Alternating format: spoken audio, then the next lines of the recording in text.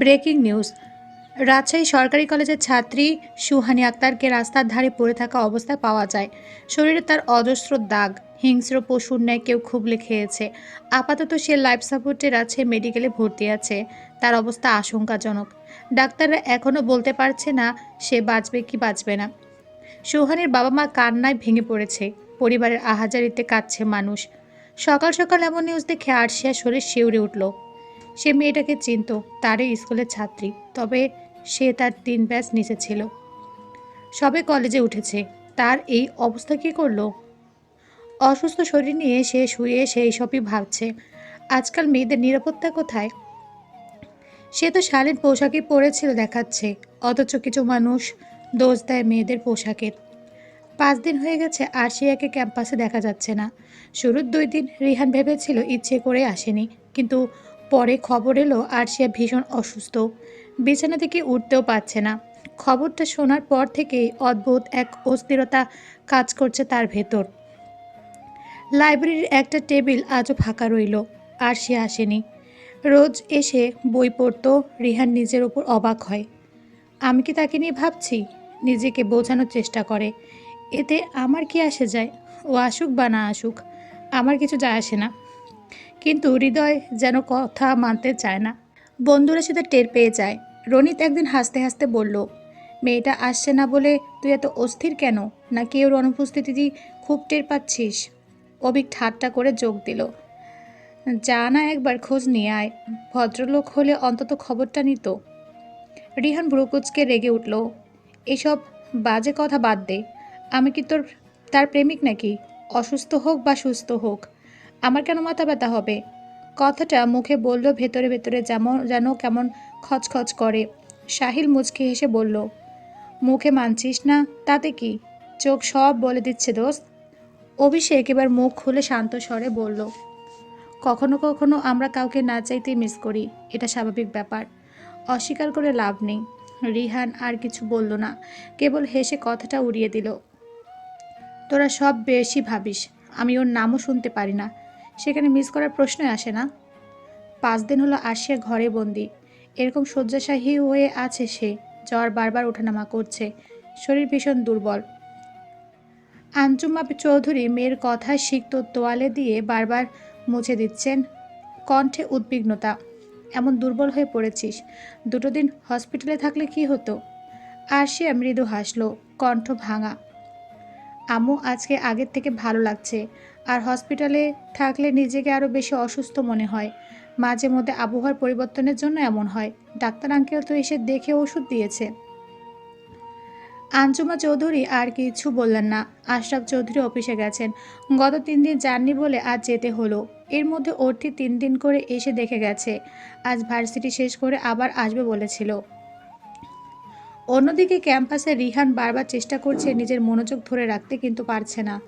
ক্লাসের মাঝখানে হঠাৎ কলমটা হাত থেকে পড়ে গেলে সে অযথা বিরক্ত হয়ে উঠল। সব কিছু আজকাল বিষাদ লাগছে। রনিত মুচকি হেসে পাশ থেকে বলল, কারণটা জানিস, কিন্তু মুখে বলিস না। রিহান উত্তর দিল না। জানালার বাইরে তাকিয়ে রইল। মুষলধারে বৃষ্টির ফোঁটা পড়ে চলছে মাঠে। মনে পড়ল সেই দিন ভয়ে কেঁপে উঠেছিল মেয়েটা, তার বুকের মধ্যে লেপ্টে ঘুমিয়েছিল। অদ্ভুতভাবে মনে একটা অন্যরকম অনুভূতি নাড়া দিল। ক্লাস শেষ করে বাইর হতে আজ অর্থিকে দেখতে পেল। দৌড়ে তারই কাছে গেল। অর্থি আরেকটা ক্লাস আছে সেটার জন্য যাচ্ছিল। হঠাৎ রিহান সামনে আসায় দাঁড়িয়ে যায়। রিহান বলে, তোমার বান্ধবী কোথায়? আজকাল দেখি না যে। অর্থি একটু অবাক হলো। উনি কেন খোঁজ করছে? উত্তর দিল, আর সে অসুস্থ, এই জন্য আসেনি। রিহানের মধ্যে উদ্বেগ প্রকাশ পেল। জানতে চাইল, কি হয়েছে? জ্বর, মাথা ব্যথা, ঠান্ডা লাগছে অনেক। শয্যাশায়ী প্রায় জ্বরটা সারছে না কিছুতেই। রিহান আর কিছু বলল না, শুধু কিছু একটা ভাবছে। এর মধ্যে রনিত উপস্থিত হলো। প্রেয়সীর মুখ পানে চেয়ে রইল। অর্থি খেয়াল করতেই সে চোখ নামিয়ে নিল। জিজ্ঞেস করলো, আর সে একে নিয়ে আসিও, কেউ একজন তাকে ছাড়া মরিয়া হয়ে যাচ্ছে। অর্থি তার কথার মানে বুঝতে পারল না, তাই আবার জিজ্ঞেস করলো, কে, কাকে ছাড়া মরিয়া হয়ে যাচ্ছে? রিহান চোখ গরম করে রনিতের দিকে তাকাতেই সে থতমত খেয়ে গেল। কথা ঘুরাতে বলল, মিস করছে বলতে আশিয়া ক্লাস মিস করছে সেটাই বললাম। অর্থি ওহ বলল, ক্লাসের সময় হয়ে গেছে দেখে বলল, যাই তাহলে ভাইয়া। রনির দাঁতে দাঁত চেপে বলল, জি আপু যান, আপনার বাবাকে বলবেন তার নামের ফ্ল্যাটগুলো যেন আমার নামে লিখে দেন। অর্তি ভ্রু কুচকে তাকালো, জিজ্ঞেস করলো, কেন? এই যে আমি তোমার মায়ের পেটের ভাই লাগি, তাই অধিকার আছে। অর্তি বাঁকা চোখে তাকালো, বুঝতে পারলো তাকে খুঁজছি কথাটা বলল, আপনি আপনার বাবার সম্পত্তি আমার নামে লিখে দিয়েন, তাহলে আপনাকে জামাই ডাকবো। দৃঢ় কণ্ঠে কথাটা বলল অর্থি, সেটা শুধু রনি শুনতে পেয়েছে। রিহান ততক্ষণে চলে গেছে। অর্তিরও চলে যাচ্ছিল, তখনই বলে উঠল, আমাকে তোমার নামে লিখে নাও, বিনিময়ে ভালোবাসা দাও। আর নাও, ভালোবাসার বিনিময়ে আমি বুঝি না, এসব ব্যবসায়িক সাবজেক্ট। হ্যাঁ আমি কাঁচা ভাইয়া। রনিত হাসলো কেবল। অর্তি ততক্ষণে ক্লাসরুমে চলে গেছে। মনে মনে শুধু বলল, একবার যখন গ্রিন সিগন্যাল এসেছে তার মানে কিছু একটা হবেই।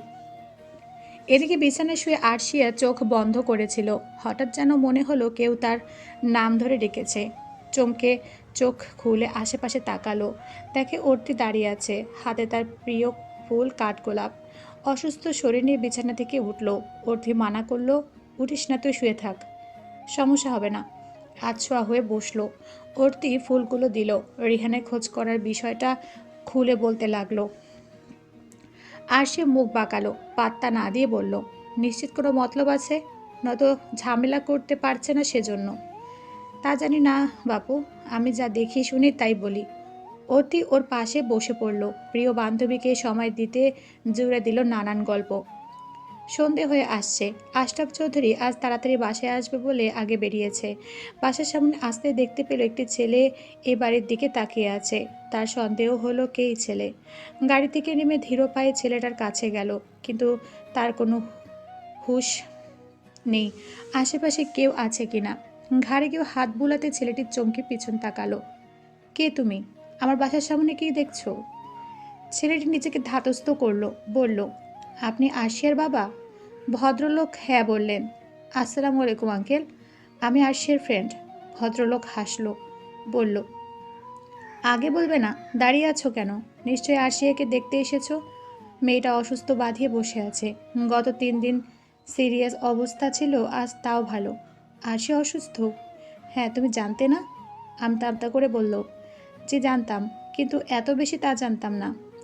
চলো ভেতরে চলো। দুজনে পা মিলিয়ে চলল। রাত বাজে 12টা। আরশিয়ার কিছুতেই ঘুম আসছে না। আজকে সব অদ্ভুত ঘটনা ঘটেছে, ভালো লাগছে না। হঠাৎ ফোনে নোটিফিকেশনের শব্দে তার ধ্যান ভাঙল। পাশে ফোনটার দিকে তাকালো। ফোনের স্ক্রিনে জলজল করছে একটা মেসেজ, আমি তোমাকে ভালোবাসি, উইল ইউ ম্যারি মি। একে অসুস্থ, তার ওপর মাঝরাতে এমন মেসেজ মেজাজ খারাপ করে দিল। নাম্বারটা চেক করলো, অচেনা।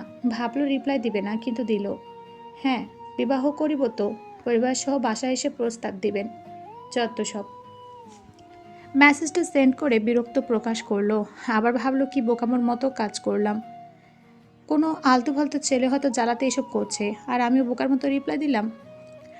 আরেকবার ফিরে দেখে আঞ্জুমা চৌধুরী ঘুমিয়ে আছে। এই 5 দিন ধরে তিনি মেয়ের সাথে ঘুমান। আর সে হাসলো, মায়ের মাথায় হাত বুলিয়ে দিল। মায়েরা কত নিঃস্বার্থভাবে ভালোবাসে, তাই না? গত কয়েকটি রাত জেগে থেকেছে, যত্ন করেছে, খাইয়েছে, এজন্য আজ ক্রান্তিতে ঘুমিয়েছে আর সে জোড়াজুড়িতে। মায়ের মতো কেউই হয় না, মায়ের মতো ভালো কেউই বাঁচতে পারে না। সকালে সূর্যের আলো কিরণ আস্তে আস্তে ঘরের জানালা দিয়ে প্রবাহিত হচ্ছিল। আরশিয়ার চোখ খুলে বাইরের দৃশ্য দেখল। পাখিরা আনন্দে গান গাচ্ছে, আর গাছের পাতাগুলো দোলা খাচ্ছে। প্রকৃতি যেন নতুন দিনের অন্তর্দৃষ্টি দিচ্ছে। এই সুন্দর সকাল তার মনের বিষাদ কাটাতে সাহায্য করবে। আর সে বিছানা থেকে উঠে বসে আছে।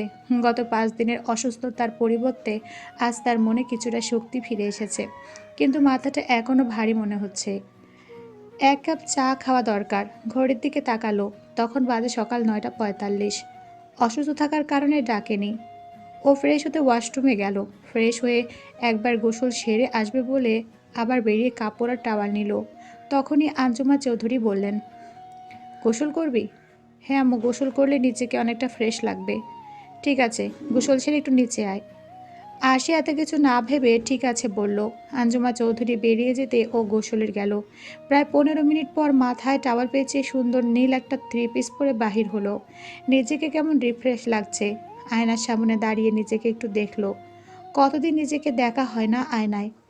আয়নার সামনে দাঁড়ানো হয়, তবে সেভাবে খেয়াল করা হয় না। আজকে অজান্তে আরশিয়ার মন ভালো লাগছে, অসুস্থতা কাটিয়ে ফ্রেশ লাগছে। বেলকনিতে গিয়ে চুল ছেড়ে টাওয়াল মেলে দিল। হঠাৎ মনে হলো আঞ্জুমা চৌধুরী তাকে নিচে যেতে বলেছিল। বেলকনি থেকে বেরিয়ে এলো। রুম থেকে বেরোতে কারো কণ্ঠ শুনতে পেল। অচেনা কণ্ঠ শুনে আরশিয়া ভাবছে, কে এলো এবার। সিঁড়ি বেয়ে নামতে গিয়ে চেনা অচেনা মানুষের মুখ দেখতে পেল। সে আকস্মিকভাবে থেমে গেল। তার বাবা মা কিছু অচেনা মুখের মাঝে বসে আছে এবং তাদের হাসি আর কথোপকথন তার মনে অস্বস্তির সৃষ্টি করল। আরশিয়া ততক্ষণে নিচে নেমে এসেছে। আঞ্জুমা চৌধুরী তাকে দেখে ডাকলো, আয় এদিকে আয় বলে ওর হাত টেনে নিয়ে গিয়ে বসালো। সামনে বসা ভদ্রলোককে সে চেনে। সেদিন যে লোককে সে হসপিটালে নিয়ে গিয়েছিল, তিনি সে মেয়ে। ভদ্রলোক সে হেসে আরশিয়ার উদ্দেশ্যে বলল, কেমন আছো মা? শুনলাম অসুস্থ, এখন শরীর ভালো আছে? আর চিনতে পারছে তো? আরশিয়া আকস্মিকতায় কাটিয়ে হেসে উত্তর দিল, আলহামদুলিল্লাহ, এখন ভালো আছি আঙ্কেল। আপনি কেমন আছেন? মাথা আর পায়ের ব্যথা সেরেছে? হ্যাঁ, সেরেছে কয়দিনে। এখন চাঙ্গা হয়ে গেছি, দেখছো না? ভদ্রলোকের কথা আরশিয়া ও হাসলো। পাশে ভদ্রমহিলা বসে আছে। জানতে পারল তিনি ওনার স্ত্রী। কিন্তু সবচেয়ে বেশি অবাক হলো যখন জানতে পারল ওনারা ওনাদের ছেলের জন্য বিয়ের প্রস্তাব নিয়ে এসেছেন। আরশিয়া পাত্রকে তা শুনেই না করে দিল। আমি এখনো বিয়ের বিষয়ে ভাবছি না আঙ্কেল, আমি পড়াশোনা করতে চাই। তিনি অনুরোধ করলেন, পড়াশোনা তুমি করবে, কেউ বাধা দেবে না। দরকার পড়লে বিয়ে ঠিক করা থাকবে, তুমি না হয় বছর পরে উঠিও, যখন ইচ্ছে হবে। আরশিয়া তার বাবার দিকে তাকালো। তিনি মেয়ের অবস্থা বুঝে উত্তর দিল, জোর করব না, তোর ইচ্ছে। তবে তারেক মির্জার সাথে আমার এককালে ভালো সম্পর্ক ছিল। একসাথে ছোট ব্যবসা শুরু করেছিলাম, তারপর দুজনে বড় হয়ে গেলাম। সময়ের সাথে আর যোগাযোগ ছিল না। আমি আগে ঢাকায় ছিলাম, তারপর আবার আসলাম রাজশাহীতে। এভাবে আর মনে ছিল না। সেদিন যখন রিহান আসলো, ওর থেকে তারেক মির্জার নাম শুনে চেনা লাগছিল। ভালো করে শুনে বুঝতে পারলাম সে তারই ছেলে। আরশিয়া আকস্মিকতার চরম পর্যায়ে চলে গেল। সব ঠিক আছে, কিন্তু রিহান ওনার ছেলে? নো ওয়ে, কিছুতেই বিয়ে পসিবল নয়। অমন ছেলেকে বিয়ে করলে নিজের পস্তাতে হবে। কিন্তু তাদের মুখের ওপর কিছু বলতে পারল না। কেবল বলল, আমার সময় চাই, আগে ভাবি তারপর জানাবো। তারেক মির্জা রাজি হলো, বলল, ঠিক আছে মা, তুমি ভেবে জানিও। তবে উত্তর পজিটিভ আসলে খুশি হতাম। তোমার মতো মেয়ে আমার ছেলের বউ হলে আরও বেশি খুশি হব। সাইমা মির্জা আরশিয়ার হাতে হাজারখানার কয়টা নোট ধরিয়ে দিলেন। আরশিয়া কিছুতেই নেবে না, কিন্তু তারেক মির্জা বলল, রেখে দে মা, মেয়ে দেখলে দিতে হয়, এমন নিয়ম আছে কিছু জায়গায়। সেটা হোক কিংবা আমার ভালোবাসা হিসেবে রেখে দে। আরশিয়া মানুষটার কথা ফেলতে পারল না। ওনাকে বাবার মতো শ্রদ্ধা করে। সেই প্রথম দিন মা সম্বোধন তার হৃদয়ে ভালো লাগা সৃষ্টি হয়েছিল। কিন্তু একটা বিষয় ভাবলেই রাগ লাগছে। ওই বাদুর ছেলে যদিও ভুল করে ক্ষমা চেয়েছে, রাগের মাথায় অমন কাজ করছে, মিথ্যে নাটক সাজিয়েছিল, কিন্তু না হলেও ভয় তো মনের মধ্যে ছিল। আবার ভাবলো, সেও তো ভুল বুঝে এই মানুষগুলোকে কত বাজে বলেছে, অথচ মানুষগুলো কি নিদারুণ। কিন্তু তারপরও যার সাথে দুদণ্ড মেলে না, তার সাথে বিয়ে ইম্পসিবল। আরশিয়া ওর দিকে ফোন দিল, কিন্তু ওর নাম্বার ব্যস্ত দেখাচ্ছে। তার মানে কারোর সাথে কথা বলছে। প্রায় ২০ মিনিট পর আবার দিল, আবারও ব্যস্ত দেখাচ্ছে। বিরক্ত হলো আরশিয়া। যে কোনো কিছু ঘটলে ওর থেকে না বলা পর্যন্ত তার শান্তি লাগে না। কিন্তু এই ওরটি পাচ্ছে এতক্ষণ ধরে কার সাথে কথা বলছে। তার কপালে ভাঁজ পড়ল। তারপর হঠাৎ কালকে রাতে আননোন নাম্বার থেকে আসা মেসেজটা চোখে পড়ল। ২-এ ২-এ ৪ হলো। আরশিয়ার চোখে মুখে বিস্ময়। তার মানে এই মেসেজ কি ওই বাদর পাঠিয়েছিল? উত্তরে সে তো তার পরিবার পাঠাতে বলেছিল। হয়তো সে কিন্তু তার থেকে এমন মেসেজ আশা করে না। তার সাথে ঝগড়া আর রেষারেষির সম্পর্ক। তবে আকাশকুসুম ভাবনার মাঝে অর্থির ব্যাক কল এলো। আরশিয়া রাগ করে প্রথমে ধরল না, তারপর দুবার কেটে গেল। আবার কল আসলে আরশিয়া ধরে। সে কিছু বলার আগে অর্থি বলতে থাকে, সরি দোস্ত, আসলে কথা বলছিলাম, তোরকে খেয়াল করিনি। আরশিয়া রাগী ভাব দেখে দৃঢ় কণ্ঠে বলল, এতক্ষণ কার সাথে কথা বলছিলি, যার কারণে আমি কল দিচ্ছি তোর হুঁশ নেই? ব্যাপার কি বলতো? কর্তি সব বলল। আরশিয়া শুনে কপালে ভাঁজ ফেলে ভাবছে কিছু। বলল, এদের সমস্যা কি? দুই বন্ধু একসাথে পিছে লেগেছে, মতলব কি? যদিও রনিত ভাইয়া ভালো ছেলে। অর্থি ঠিক বুঝতে পারল না, তাই জিজ্ঞেস করলো, দুজনে মানে? আর কে? কে আবার? ওই রিহান মির্জা? অর্থি পুরোটা জানতে চাইলো, আর শিয়া পুরো ঘটনা খুলে বলতে অর্থি থ মেরে গেল। বলল, দোস্ত, একদম সিনেমার কাহিনীর মতো হয়ে গেল। নায়ক নায়িকা মেলে না, সবসময় ঝগড়া ঝামেলা, তারপর একদিন অজান্তে প্রেমে পড়ে যায়। তেমনই হয়েছে মনে হচ্ছে। ফিল্মের কথা শুনে আর সে বিরক্ত প্রকাশ করলো। বলল, জীবন কোনো সিনেমা নয়। যার সাথে মিল নেই তার সাথে সংসার হয়তো করা যাবে, কিন্তু ভালোবেসে ভালো থাকা হবে না। অর্তি চুপ করে গেল। মশকরা মুড থেকে এবার সিরিয়াস হলো। বলল, রিহান ভাইয়া কিন্তু অতটাও খারাপ না। হ্যাঁ, সে তোকে তুলে নিয়ে গিয়েছিল রাগের মাথায়, কিন্তু খারাপ কিছু তো হয়নি। আর ভুল তোরও ছিল। হ্যাঁ ছিল, শাস্তি অনুদিত। যাই হোক, সেসব কথা বাদ দে। সময় আসলে না বলে দিব। যেখানে ভালোবাসা নেই বা হবে না, সেখানে আমি সংসার করতে যাব না। সংসার বড় কঠিন জিনিস। একটা মানুষের সাথে সারা জীবন থাকতে হবে। তার সাথে মতের মিল, মনের মিল না হলে সে সংসার সুখের হবে না। অর্তি সে টপিক চেঞ্জ করলো। বলল, তার বিষয়ে তারপর হঠাৎ বলল, তুই তো এখন অনেকটা সুস্থ, তো চল আজকে ঘুরতে যাই পার্কে। মাইন্ড ফ্রেশ হবে, নিজেরও ভালো লাগবে। আরশিও রাজি হলো। ভাবলো ঘুরতে গেলে মানুষের মনোভাব পরিবর্তন হয়। মন খারাপ থাকলে ভালো লাগে, অসুস্থতা কমে যায়। এজন্য হয়তো অনেকে বলে শুধু ঔষধ না খেয়ে মাঝে মধ্যে ঘুরতে যাও। রিহানের বাবা মা বাসায় যেতে রিহান সামনে এসে দাঁড়ালো। ও যেন তাদের অপেক্ষাতেই ছিল। তারা দরজা পেরিয়ে আসতে না আসতেই জিজ্ঞেস করলো, কি হলো আব্বু, রাজি হয়নি? তারেক মির্জা স্বাভাবিকভাবে বলল, না, সময় নিয়েছে, সে বিয়ে এখনই করতে চায় না।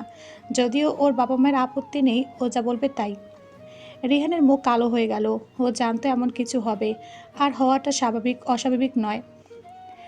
তাদের মধ্যে নেই কোনো বনিবনা, তার ওপর কত কাহিনী।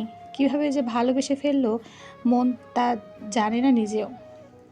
ঝগড়া হোক কিংবা ভালোবাসা, দুটোতেই মিস করতে করতে আরও ভালোবাসা জন্মায়। হয়তো তার প্রতি ভাবনা থেকে সৃষ্টি হয়েছে ভালো লাগা। সেটার নামই দিচ্ছি আমি ভালোবাসা। ভালো লাগা ভালোবাসা যাই হোক, আমার তাকে চাই। প্রেম না হোক, ঝগড়া করতে করতে কাটিয়ে দিতে চাই। আরশিয়া আর অর্থি এই বৃষ্টি ভেজা সকালে ঘুরতে বেরিয়েছে। যদিও বৃষ্টি এখন নেই, তবে চারদিকে বৃষ্টির পানির ছড়াছড়ি, বৃষ্টির পরে শীতল পরিবেশ মনকে আরও সতেজ করে তুলল। আরশিয়া রিকশায় বসে অর্তির হাত জড়িয়ে বলল, এর যে সুন্দর মুহূর্ত কি হতে পারে বল? অর্তি দুষ্টু হেসে হাত বাড়িয়ে করে বলে, এর যে সুন্দর অনুভূতি তখন হবে যখন পাশে আমার বদলে ভাইয়া থাকবে। আরশিয়া ভ্রু কুঁচকে ওর দিকে তাকালো, কপালে ভাঁজ ফেলে বলল, কোন ভাইয়া? কে ভাইয়া? তোর ভবিষ্যৎ জামাই রিহান ভাইয়া হতে পা। বলতে গিয়েও আরশিয়ার চোখ পাকানো দেখে থেমে যায়। ভয়ে কথাটা পাল্টাতে বলে, জেগে হতে পারে, হে হে। আরশিয়া ওর মুখ দেখে হেসে উঠল। অর্তিও হাসল সাথে। এমন শীতল পরিবেশে মিশে গেল হৃদয়ের কুর্নিশে। এভাবে কেটে গেল সময়। বৃষ্টি ভেজা শহর ঘুরলো, খেলো আর পছন্দের ফুচকা, আইসক্রিম। সবশেষে এবার বাসায় ফেরার পালা। সন্ধে নেমে এসেছে ধরণীতে। আবারও রিকশায় করে ফিরছে দুজনে। হঠাৎ আরশিয়ার চোখ আটকে যায় কিছুতে। অর্তির হাত ঝাঁকিয়ে বলে, এটা রিহান না? অর্থি রাস্তার ডান পাশে তাকালে। হ্যাঁ, রিহান ভাইয়া তো। রাস্তার পাশে কাদা পানিতে লেপ্টে আছে রিহানের গা। সে ছোট একটা বাচ্চাকে ধরে আছে, আর একটা বাইকওয়ালাকে রেগে কি যেন বলছে। রিকশা ছুটে চলছে, শেষ পর্যন্ত আরশিয়া পেছনে তাকিয়ে দেখলো। শেষে দেখতে পেল রিহান বসে ছেলেটার গা থেকে কাদা পরিষ্কার করার চেষ্টা করছে আর কিছু বলছে। পরে ছেলেটির হাত ধরে নিয়ে গেল কোথাও। কিছু শুনতে না পেলেও ঘটনা দেখে বুঝতে পারলো ঠিকই কি হতে পারে। অর্তি কিছু বলছে, কিন্তু আরশিয়া তাতে মন নেই। তাদের ভার্সিটি পেরিয়ে অনেকটা দূরের একটি গলি থেকে হলো তিনটি মেয়ে আর একটি ছেলে। অর্তি দেখতে পেয়ে আরশিয়াকে বলল, এটা তো ফারিয়া, আর একটা তাদের ভার্সিটি সম্ভবত চেনা চেনা লাগছে। আরেকজনকে চেনে না। তারা ওদের এমন গলিতে ভার্সিটির ব্যাগ কাঁধে দেখে অবাক হলো। তার চেয়ে বেশি অবাক হলো যখন দেখলো তাদের পাশের ছেলেটা সেই বাজে ছেলে, যে আরশিয়ার সাথে ধাক্কা লেগে বাজে কথা বলেছিল। এটা ওই লোকটার সাথে এখন এখানে কি করছে? ভার্সিটি সেই কবে শেষ হয়েছে? তাদের ভাবভঙ্গি কেমন? লোকটা বারবার দূর থেকে মেয়েগুলোকে কিছু একটা বলছে। কিছু একটা জটিলতা তো আছে। বর্ষাকাল মানে বৃষ্টি আর কাদা পানি। চারদিক বৃষ্টির পানিতে জুবুথুবু হয়ে আছে। শহরের পাকা রাস্তায় কাদা না থাকলেও অনেক জায়গায় জমে আছে পানি। রিকশায় কিংবা গাড়ি নিয়ে যাওয়া অনেকটা ভোগান্তির। তবে আজ বর্ষার আকাশে কড়া রোদ উঠেছে, ঝকঝক করছে আকাশ, ভেসে বেড়াচ্ছে নীলের মাঝে শুভ্র মেঘ। আরশিয়া আজ 1 সপ্তাহ পর ভার্সিটিতে যাচ্ছে। রাস্তায় পানি থাকার কারণে এক জায়গায় আটকে গেছে। রিকশাওয়ালা অন্য ভালো রাস্তা দিয়ে নিয়ে এসে আরও ঝামেলা বাড়লো। আরশিয়ার দেরি হচ্ছে, এই কয়েকদিন এমনিতে ভার্সিটি যায়নি। আজ গেলে যদি ক্লাস মিস হবে তবে হবে কি? আরশিয়া দম ছাড়লো, রিকশাওয়ালাকে বলল, দেখলেন মামা, ভালো রাস্তা বলে এটা কেমন রাস্তায় এনেছেন? যেখানে হেঁটে যাওয়া মুশকিল সেখানে রিকশা যাবে কি করে? কোথায় খাল আছে না কি আছে কেমনে বুঝবেন? তার উপর সামনে তো নিষেধ দেওয়া যাবে না। রিকশাওয়ালা কাঁচামুচো হয়ে বলল, দুঃখিত আপা, আমি বুঝতে পারিনি এই রাস্তা এমন। একজন কইলেও এই রাস্তা নাকি ভালা, তাই আইলাম। আর সে নেমে পড়ল। এখন করব কি তাহলে? আবার ঘুরে যাইতে হবে? আপা, আপনি দাঁড়ান, আমি কিছু একটা ব্যবস্থা করছি। লোকটা পেছনে কোথাও গেল। আর সে দাঁড়িয়ে আছে। ওর দিয়ে কল দিচ্ছিল দেখে ব্যাক করছে, রিং হচ্ছে কিন্তু ধরছে না। তখনই বাইকে হর্ন টেনে সে চমকে উঠল।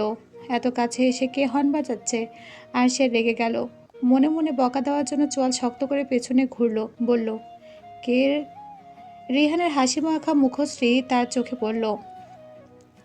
মুখের কথা মুখেই রইল। তার হাসি মাখা ফেস দেখে আরশিয়ার রাগ উঠল, সাথে কপাল কুঁচকে আসলো। আপনি এখানে কেন? রিহান বাইক থেকে নামলো, হেলমেটটা খুলে রাখলো, ওর সামনে দাঁড়িয়ে হাসি হাসি ভাব নিয়ে বলল, তোমার জন্য। তুমি বিপদে পড়েছো, তোমাকে নিতে আসবো না? আরশিয়া চোখ ছোট ছোট করে তাকালো। আপনাকে কি আমি ডেকেছি? ওয়েট ওয়েট, আমি এখানে আপনি কিভাবে জানলেন? মন বলল থাকবে তুমি এখানে, তাই চলে আসলাম তোমাকে সঙ্গ দিতে। মানে আপনি এসব করেছেন? রিকশাওয়ালা মামা পেছন ঘুরে দেখে রিকশা নেই, রিকশাওয়ালা নেই। তার মানে তার ধারণা সঠিক। আর সে কোমরে হাত দিয়ে দাঁড়ালো, রাগে রাগে ফেস করে বলল, এসবের মানে কি? আপনার মতলব কি? রিহানের সোজা উত্তর, অর্ধাঙ্গিনী করার মতলব হবে কেন বলো তো? এসব ফাউল প্রশ্নের উত্তর দেওয়ার জন্য রাস্তা দাঁড়িয়ে নেই। রিহান বাইকে উঠল, হেলমেট মাথায় দিয়ে বলল, ওহ সরি, চলো নামিয়ে দিই। ক্লাস শেষ করে না হয় অন্য সব কথা বলবো, পার্কের বেঞ্চে বসে প্রেমের কথা শুনবো। আর সে চোখ গরম করে তাকালো। রিহান ভয় পাওয়ার নাটক করে বলল, আচ্ছা ঠিক আছে, প্রেমের কথা না বলি, ঝগড়া করব। আর সে ওর কথাকে পাত্তা না দিয়ে আশেপাশে রিক্সা খুঁজতে লাগলো, কিন্তু এদিকটা এমন বাজে অবস্থা হওয়ায় কোনো রিক্সা অটো কিছু নেই। সে আর একটু সামনে গেল, ভাগ্যের জোরে একটা সিএনজি পেল। রিহানের মুখ তখনই গোমরা হয়ে এলো। যা সব প্ল্যান ভেস্তে গেল শেষে, এই ভেবে মন খারাপ করলো। আর সে সিএনজিওয়ালার সাথে কথা বলতে গিয়ে উহা বলে মুখে হাত দিয়ে দূরত্বও দাঁড়ালো। ছি, কি বিচ্ছিরি গন্ধ! আপনি অটোওয়ালা হয়ে এমন নেশা করে গাড়ি চালান? যদি কোনো অ্যাক্সিডেন্ট হয়ে যায় তাহলে তার দায়ভার কে নেবে? অর্ধবাদাল অবস্থায় সিএনজিওয়ালা বলল, আপনার জ্ঞান শুনতে আসেনি, আমি মাল খাই, আমার টাকায় আপনি কি চান আমার গাড়িতে যেতে হবে না? আর সে আর একটু সরে এসে দাঁড়ালো। ওরতি ফোন দিচ্ছে, ওর সাথে কথা বলল। আসছে 10 মিনিট। এদিকে আর মাত্র কিছু নেই, আর ক্লাসের সময়ও নেই, মাত্র 15 মিনিট আছে। সামনে হেঁটে গেলে পাবে, কিন্তু লেট হবে। রিহান এখনো দাঁড়িয়ে আছে। আর সে তাকালো, তারপর কি জানি মনে করে গেল।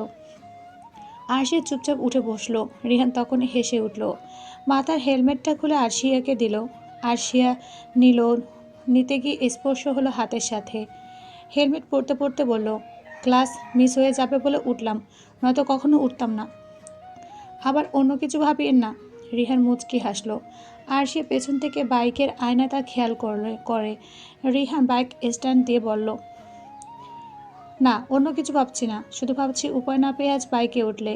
আরেকদিন বিয়ে করবে, আরেকদিন ভালোবাসবে, আরেকদিন। স্টপ, আজ কবি স্বপ্ন না দেখে চলুন। গাছে কাঁঠাল গোফে তেলামোর কাহিনী। ম্যাডাম, কাঁঠাল যদি ভাগ্যের জোরে নিচে পড়ে তখন সে খাবে, এবং গোফে যদি আঠা লাগে, তাই আগে থেকে তেল দিয়ে সাবধান হতে সমস্যা কই? রিহানের যুক্তির কাছে হার মানল সে। চুপচাপ বাইক চলছে, খুব জোরেও না আবার আস্তেও না। আসিয়া রিহানকে ধরে বসেনি, বাইকের সিট ধরে আছে। মাঝ রাস্তায় এসে রিহান ব্রেক কষল, কিন্তু আরশিয়া ঝুঁকে পড়লেও ওকে ধরল না। নিজেকে সামলে নিয়ে দাঁত পিষে বলল, এটা সিনেমা নয় যে ব্রেক কষলে আপনার গায়ে হুমড়ি খেয়ে পড়ব। অবশ্য ফারিয়া হলে এমনি পড়বে, আপনি তার সাথে যোগাযোগ করতে পারেন। রিহান রেগে গেল, চোখ মুখ গম্ভীর হলো, আর কিছু বলল না। আর সে শুধু আয়নায় তার কাহিনী দেখল। এরপর আর কোনো কথা হলো না, চুপচাপ নির্জনতায় চলল বাইক। দূর থেকে কেউ তাদের লক্ষ্য করলো, তা তাদের অজানা রয়ে গেল। ভার্সিটির গেটের সামনে বাইক থামলো, আর সে নেমে পড়লো তাড়াহুড়ো করে। এর মধ্যে অনেকের নজর তাদের দিকেই, কারো বিস্ময়কর দৃষ্টি, আবার কারো অবাক করা চাহনি। রনিত, অভিক, সাহিল আর অভিষেক গেটের খুব কাছাকাছি ছিল, যার কারণে ওরা দেখতে পেল। সাহিল অবাক হয়ে হা করে তাকিয়ে আছে। রনিত খুব একটা অবাক হলো না, তবে আতিক বিষয় নিয়ে বলল, ওলা তেঁতুল একসাথে কি করে? আমি কি ভুল দেখছি নাকি? বরাবরের মতো অভিষেক কেবল চুপচাপ, তার স্বভাব এমনই। রনিত বলে উঠল, শত্রুর জন্য জেগেছে মনে প্রেম, হয়েছে সে দিওয়ানা, তাহারে ছাড়া বন্ধু বাঁচবে না, তাই তো পাঠিয়েছে অর্ধাঙ্গিনী হওয়ার প্রস্তাবখানা। সাহিল হা হয়ে বলল, কি বলিস দোস্ত, হাসানি? আমি কি মিথ্যে বলি? অভি মাঝখান থেকে খোঁচা মেরে বলল, না তুই মিথ্যে বলতে পারিস না, এজন্য তোর দেখি চোখে দিয়ে গিলে খাস একজনকে, আর আমাদের বলিস প্রেম নাই জীবনে। রনিত মুখ বাঁচাতে হেসে বলল, প্রেমের মাস চলছে, হাওয়া লাগছে আর কি। অভিষেক মুখ খুলল, নির্লিপ্ত বলল, বসন্ত এখনো আসেনি, আসতে আরও দেরি আছে। রনিত চোখ মুখ কুঁচকে তাকালো অভিষেকের পানে, বলল, শালা, তোর মুখ দিয়ে এমনি কথা বাহির হয় না, কিন্তু ভুল ধরার জন্য বসে থাকিস কেন? যা, তোর কপালে কোনোদিন মাইয়া জুটবে না। মাইয়া জুটতে হবে না, আমার ভাগ্যের সব মাইয়া তোর হোক। রনিত লাফিয়ে উঠল, তারপর কপালে ভাঁজ ফেলে বলল, না লাগবে না, আমি অন্যের দান নিই না, আমার একটা হলে হবে। তোর জিনিস তোর কপালে জুটুক শালা, আমার বোন নেই, আর থাকলেও তোকে দিতাম না, তাই শালা বলা বন্ধ কর। রনির চোখ পাখি ওর দিকে তাকালো, রাগি রাগি ভাব নিয়ে তাতে দাঁত চেপে ধরল। তারপর হঠাৎ নিচু হয়ে পা ধরার চেষ্টা করে বলল, মাফ কর, তোর সাথে কথাই পারবো না। ভাই, তোরা একে বলিস কম কথা বলে, দেখ কেমন পেঁচালো কথা কইয়ে আমার মনের প্রেম ঘটিয়ে দিল। রনিতের কথা শুনে বাকি তিনজন হেসে উঠল। অভিষেকও হাসলো একটু। রনিত কেবল রাগের ভান ধরে দাঁড়িয়ে রইল। আরশিয়া ততক্ষণে বাইক থেকে নেমে গেট পেরিয়েছে। রিহান তড়িঘড়ি করে আসলো, পেছন থেকে বলল, এ কেমন মেয়ে, লিপ দিলাম তারপরও একটা থ্যাঙ্কস পর্যন্ত দিল না। আরশিয়া শুনতে পেল ঠিকই, কিন্তু উত্তর দিল না। ওরটির ক্লাস আগে শুরু হয়েছে, সেজন্য ওর নেই। আরশিয়া টাইম দেখলো আর 2 মিনিট আছে, তাই এক দৌড়ে চলল ক্লাসরুমে। এর মধ্যে ঘটলো আরেক কাহিনী। ক্লাসরুমে প্রবেশ করার আগে ফারিয়া এসে সামনে দাঁড়ালো। আরশিয়া থমকে দাঁড়ালো। কী সমস্যা? আজকাল উড়ছিস বেশি, বাইকে আসছিস, শত্রুর সাথে সন্ধি করে কিছু চলছে নাকি? ফারিয়া বলার সাথে মুখের ভঙ্গি অন্য মতো ছিল, যে ভঙ্গি অন্য কিছু ইঙ্গিত দেয়। আর সে রাগ উঠলেও কন্ট্রোল করলো। এমন স্বভাব আপনার থাকতে পারে, আমার নয়। গলির ফাঁকে আপনাকে দেখা যায়, আমাকে নয়। ফারিয়া হাসি ধপ করে বন্ধ হয়ে গেল, আর সে ওকে পাশ কাটিয়ে ক্লাসে গেল। ফারিয়া দাঁড়িয়ে চিন্তায় মগ্ন হলো, কিছু ভাবনা মনে বাজছে। ক্লাস শেষ হতেই স্যার সবাইকে কয়েক মিনিট বসতে বললেন, ভিসি স্যার আসবেন বলে। কিছুক্ষণের মধ্যে ভিসি সাথে আরও একজন স্যার ও সিনিয়র স্টুডেন্ট এসেছে। তার মধ্যে রিহান ও তার বন্ধুরা আছে। সবাই উঠে সালাম দিল। সবাইকে বসতে বলা হলো। আরশিয়া মাঝখানে বেঞ্চে বসেছিল। রিহান তাকে খুঁজছিল, হঠাৎ চোখ পড়তে দেখে আরশিয়া এদিকে ওদিকে আছে, তাকিয়ে আছে। রিহান হেসে উঠল, চোখ টিপ দিল সবার অগোচরে। আরশিয়া মনে মনে কয়েকটা গালি দিল, চোখ সরিয়ে মন দিল সামনের ব্যক্তিদের দিকে। সবাইকে জানানো হলো বর্ষপূর্তি উদযাপন হবে আগামী মঙ্গলবার। কে কী করবে, কি নাচবে গাইবে তা ঠিক করতে এবং প্রত্যেক বিভাগ থেকে একজন করে দায়িত্ব নিতে হবে। সিনিয়ররা আছে, তাদের সাথে সব কিছু বললে হবে। ভিসি যেহেতু রিহানের চাচ্চু, তাই তার দায়িত্ব বেশি দেওয়া হয়েছে। যখন বলা হলো তোমাদের বিভাগ থেকে কে দায়িত্ব নেবে, হাত অনেকে তুললেও রিহান আরশিয়াকে দাঁড়াতে বলল। আরশিয়া কিছু বলতে না পেরে দাঁড়ালো। রিহান বলল, স্যার ওকে নেই, ও সব কিছু বেশ বুঝবে অ্যান্ড বেশ দায়িত্বশীল মেয়ে, আমি চিনি। ব্যাস হয়ে গেল, অনিচ্ছা সত্ত্বেও দায়িত্ব নিতে হলো। রিহান হাসলো আরশের মুখের ভঙ্গি দেখে। অভিক বলল, শালা, তুই দেখি দেবদাস হয়ে যাচ্ছিস, কাছাকাছি থাকার কি সুন্দর উপায় বানালি।